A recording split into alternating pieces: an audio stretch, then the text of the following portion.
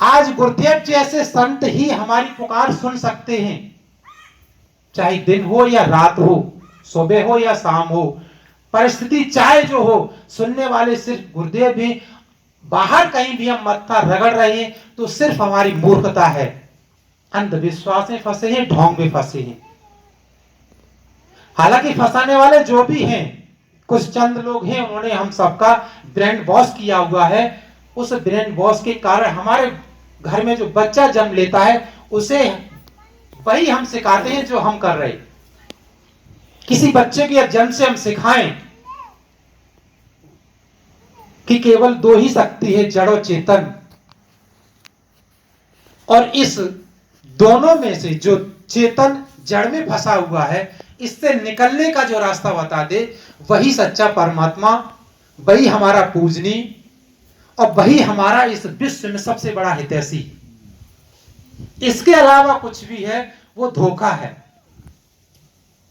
सेवा हम किसी की भी कर सकते हैं, पूजा किसी की भी जीते जी की जो जी रहा उसकी कर सकते हैं, और उससे भी बड़ी पूजा माँ बाप की, और सबसे बड़ी पूजा यदि कोई है विश्व में तो सिर्फ और सिर्फ गुरुदेव की, वो भी जीते जी गुरुदेव की, शरीर छोड़ने के बाद नहीं। शरीर छोड़ने के बाद गुरुदेव बताते हैं जो जीवात्मा शरीर छोड़ के चली जाती है, स्वरूपस्थ हो जाती है, उसका हम सबसे संबंध खत्म हो जाता है, क्योंकि वो अपने आप में लीन हो जाती है। उनके पास कोई यंत्र, कान ये या आंखें ये नहीं है जो हमारी सुन सकें, हमको देख सकें। वर्तमान में जो गुरुदेव हैं, आज सदगुरुदेव राधा साहब जी वर्तमान में हमारी गुरुदेव है, ये हमारी पीड़ा दुख दर्द को समझती है, जानती है, ये सुन सकती हैं। अब हम आस करें श्रद्धेय गुरुदेव सामल साहब से, तो उन तक हमारी आवाज नहीं पहुंच रही है, हम भूल कर बैठते हैं। हालांकि ये सत्य है कि हमें वो स्वप्न में दिखाई देते हैं, सब कुछ बताते हैं, क्योंकि वो हमारे रग रग में भरे हुए हैं, और हमारी जीवात्मा तो सब कुछ जानती है, वो त्रिकालदर्शी है। हमारे ऊपर केवल आवरण पड़ा हुआ है इस माया रूपी संसार का, उस आवरण के कारण हम नहीं जान पाते। लेकिन पता है जिस दिन आवरण हट जाएगा, हम हटा लेंगे, गुरुदेव के सारे से हटा लेंगे, उस दिन हर व्यक्ति जो हटा लेगा वो त्रिकालदर्शी हो जाता है। तो जो संत आज त्रिकालदर्शी हैं, हमारे समक्ष बैठे हैं, वर्तमान में हैं, वो हमारी सबसे बड़ी पूजनी है। और सबसे बड़ी हमारे गुरु भाई बहनों में एक समस्या है कि हम गुरुदेव कहने में शर्माते हैं। हम वही पुराने रटे रटाए शब्द बार बार चलाते रहते हैं।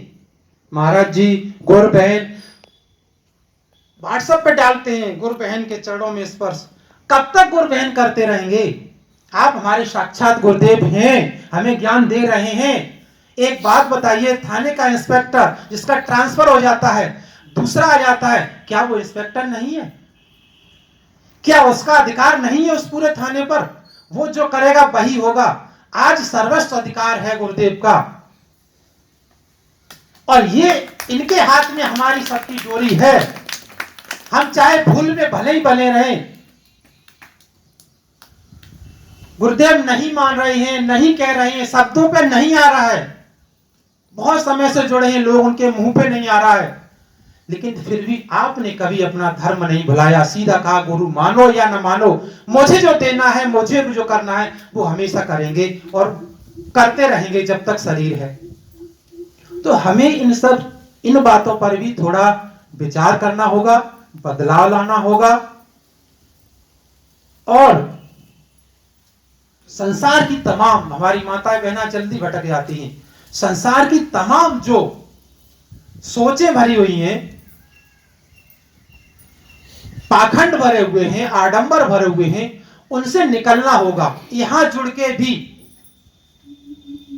घर पहुंचते हैं, लोगों के विचार सुनते हैं, बातें सुनते, वो जो कर रहे हैं उसमें जाके शामिल हो जाते हैं।